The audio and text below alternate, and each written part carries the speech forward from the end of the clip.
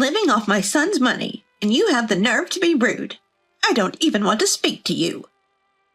That's how my mother-in-law, Catherine, yelled at me. After that, she truly started ignoring me. Before I knew it, I had been on the receiving end of her silent treatment for 3 months. To make matters worse, Catherine and my husband did something unthinkable. Huh? The key doesn't work. Turns out they changed the locks on our home without telling me. Fed up, I secretly sold the house and decided to move. My name is Karen, a 29-year-old office worker. I've been married to John for 2 years. We met at a party. We both attended a party thrown by a mutual friend. John is 3 years older than me and works for a conventional company. He's in sales, really good at talking, and pretty entertaining. He seemed to take a liking to me and asked for my contact info, and soon we started seeing each other. He was incredibly fun to be around, and I found myself increasingly attracted to him. After a while, he confessed his feelings, and we became a couple. We dated smoothly for about 1.5 years before he proposed. "I can't imagine a life without you, Karen. Will you marry me?" He popped the question at a fancy restaurant with a beautiful night view, offering me a ring. Even if it was cliché, I loved it and immediately said yes. And so we got married. We had our family meeting, went through our ceremony, and everything was perfect. Many of our coworkers and friends attended the wedding, making it a really happy occasion. After our honeymoon, we started living together. Both of us work, so we split household chores to balance our responsibilities.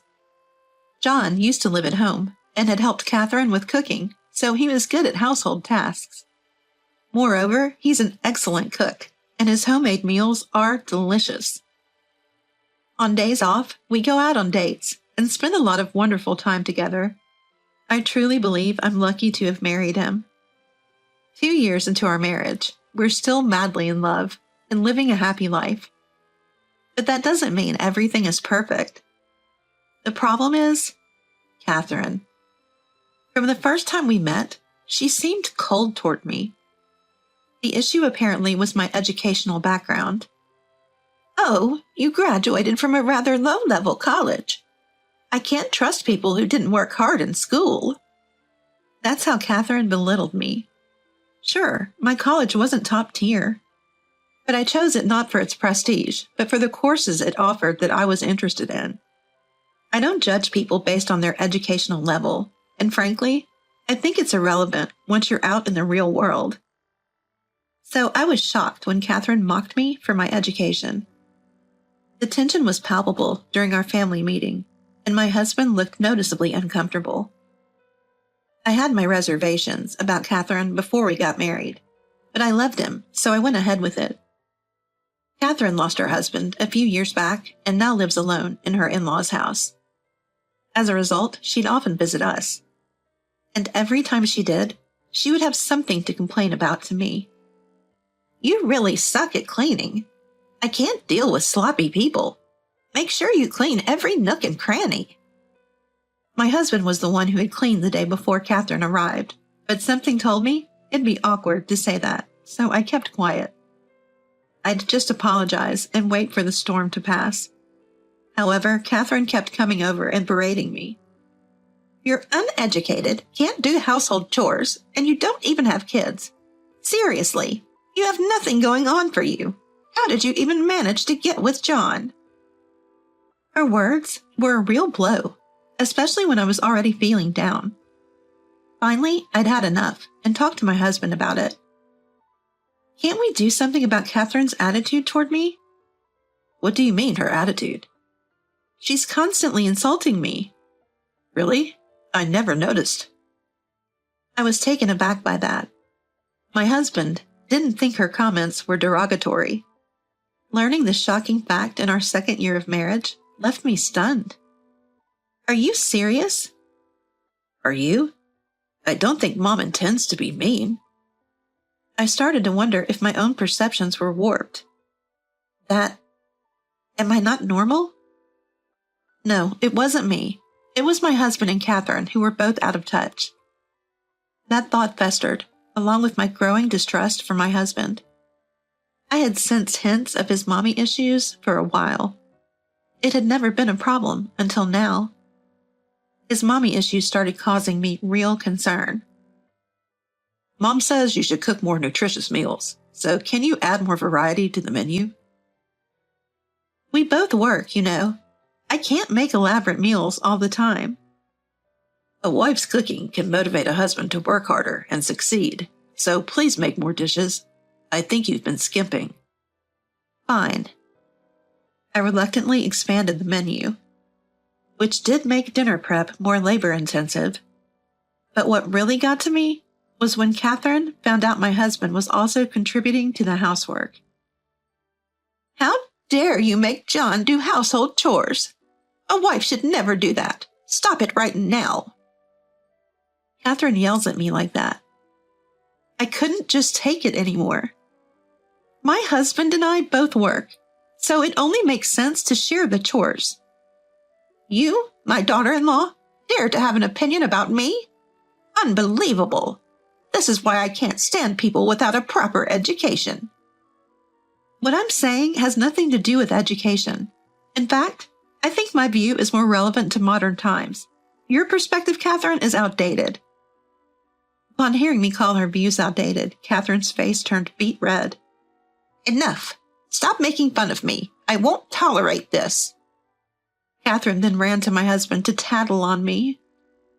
My husband, furious, called me over. Hey, Mom is really upset. Why are you messing with her? It's your mom who's causing trouble, not me. I tried to explain my side of the story, but my husband made a shocking statement. It's all your fault, isn't it, Karen? Wait. Were you listening? He shot me a glare. Then my husband glared at me with a disgusted look on his face. What's with that attitude? You've become so disrespectful. Just like Mom said, it's not right for a wife to act like this. Really? Now even my husband is saying this. I was truly disheartened. I thought my husband had different values than Catherine, but he seemed to be heavily influenced by her. Can I really continue this marriage and be happy? I was at a loss, drowning in uncertainty, when my husband made another unbelievable comment. Mom is moving in with us. I asked when she would come, wondering if she would come again. Starting tomorrow. I felt uneasy with the phrase starting tomorrow. What do you mean starting tomorrow? Isn't it just for tomorrow? When I asked with a sense of dread, my husband replied, We're having my mom move in with us starting tomorrow. Move in? I could barely believe my ears. Why is this suddenly about living together? My mom says it's a hassle to keep coming over here all the time, so we figured she might as well move in. What? Why would you decide that without discussing it with me? I'm the breadwinner here. It's my call.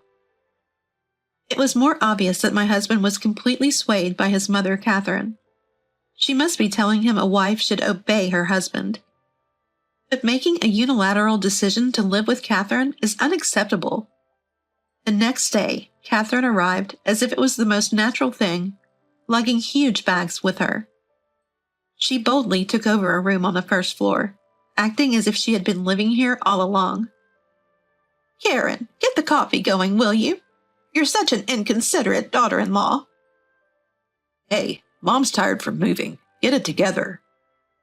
Catherine and my husband immediately started to berate me. The thought of this happening every day was unbearable. I started making preparations for any unforeseen circumstances. Catherine continued to boss me around. But at the time, I was immersed in a significant work project and wanted to focus. So I just ignored whatever Catherine or my husband said.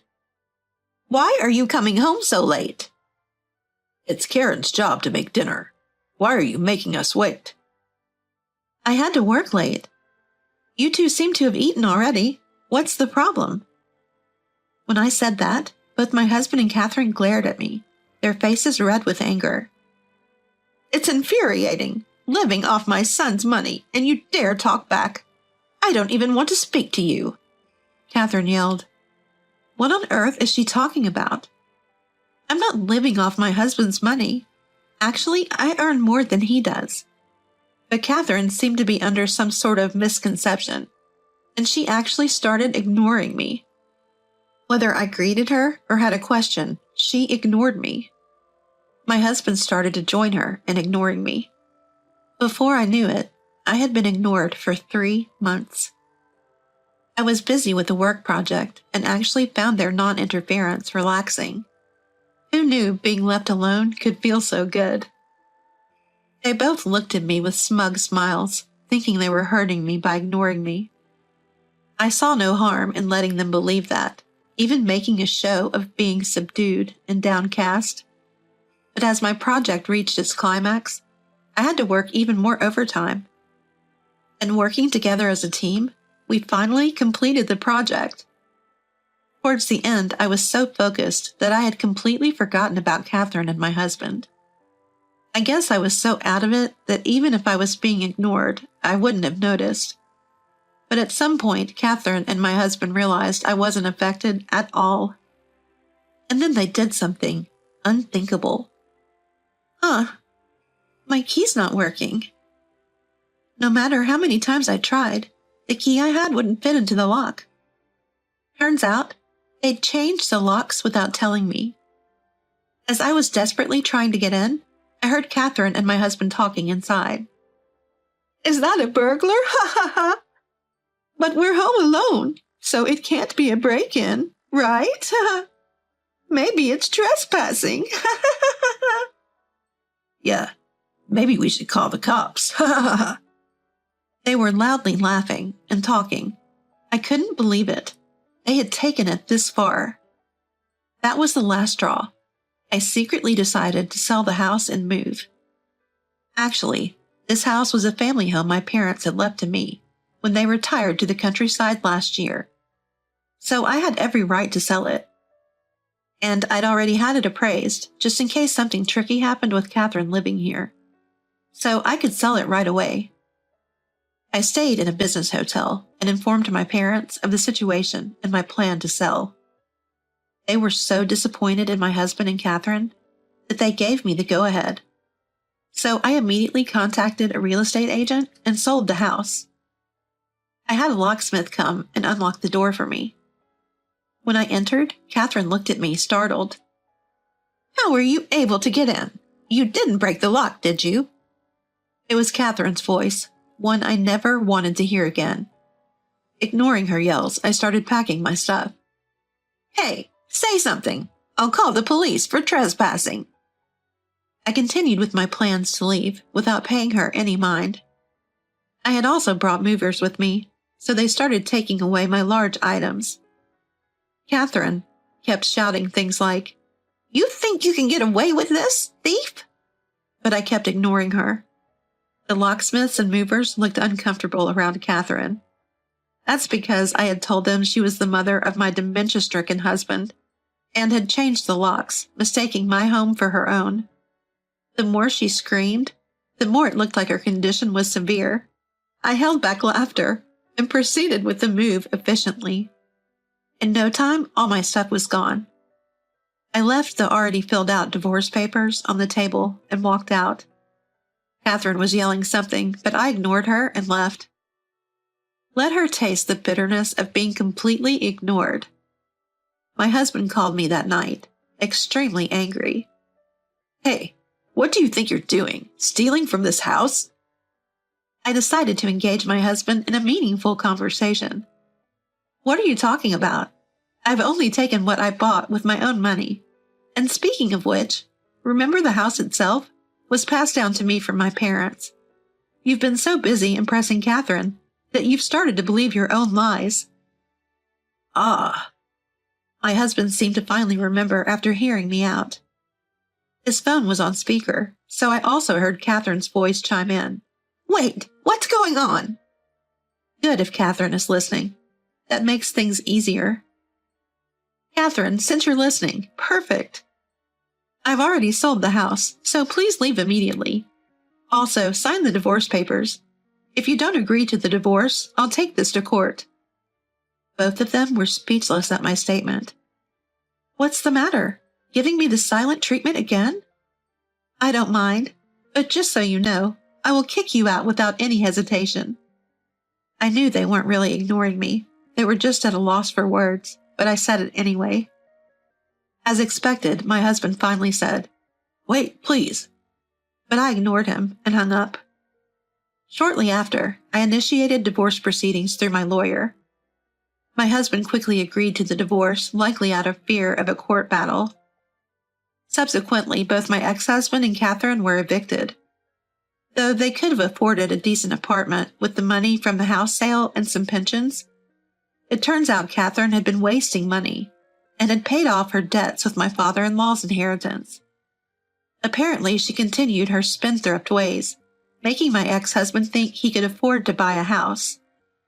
Now he's struggling, trying to pay off the debt Catherine accrued. Despite the long-winded explanation and his plea to get back together, I have completely ignored him. Now I live alone in a comfortable apartment. I plan to save the money from the house sale for my retirement. For now, I'm done with love. I'll focus on my career and work towards getting a promotion.